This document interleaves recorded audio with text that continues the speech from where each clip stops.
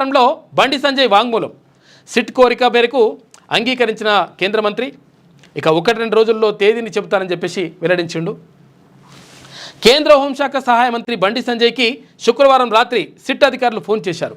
భరోసా ప్రభుత్వ హయాంలో ఆయన ఫోన్ను ట్యాపింగ్ చేశారనే ఆరోపణల నేపథ్యంలో వాంగ్మూలం ఇవ్వాలని కోరారు. ప్రస్తుతం కరీంనగర్లో ఉన్న ఈ నెల 23 వరకు ఇక్కడే ఉంటా. 1-2 రోజుల్లో వచ్చే తేదీని తెలియజేస్తా అని వారికి సంజయ్ చెప్పారు. సమయం చెబితే తామైనా వచ్చి వాంగ్మూలం తీసుకుంటామని చెప్పేసి అధికారులు చెప్పారట. మేము నీ దగ్గరికైనా వస్తాం, మేము ఆ వాంగ్మూలం తీసుకోవడానికి, లేకపోతే మీరు వస్తా అంటే రండి సార్ అని చెప్పేసి అడిగిరట. కేంద్ర హోంశాఖ సహాయ మంత్రి బండి సంజయ్ని అడిగితే నేను వస్తా, నేను ఇప్పుడైతే కరీంనగర్లో ఉంటా, కాకపోతే నేను టైము చూసి షెడ్యూల్ చూసి చెప్తా అని చెప్పేసి చెప్పిండట. ఎందుకనంటే అక్కడ బండి సంజయ్ అంటే అప్పుడు భారతీయ జనతా పార్టీ రాష్ట్ర అధ్యక్షునిగా పనిచేసిండు.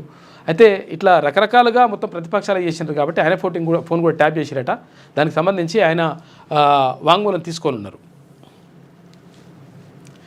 నాటి డీజీపీ చెబితేనే ట్యాపింగ్ చేసిన అంటున్నాడు. ఇక చూసుకో మొనగాడు ఎట్లుండదో కథ. సిట్ విచారణలో ప్రభాకర్ రావు కొత్త పల్లవి అని చెప్పేసి ఒక వార్త కనిపిస్తూ ఉంది.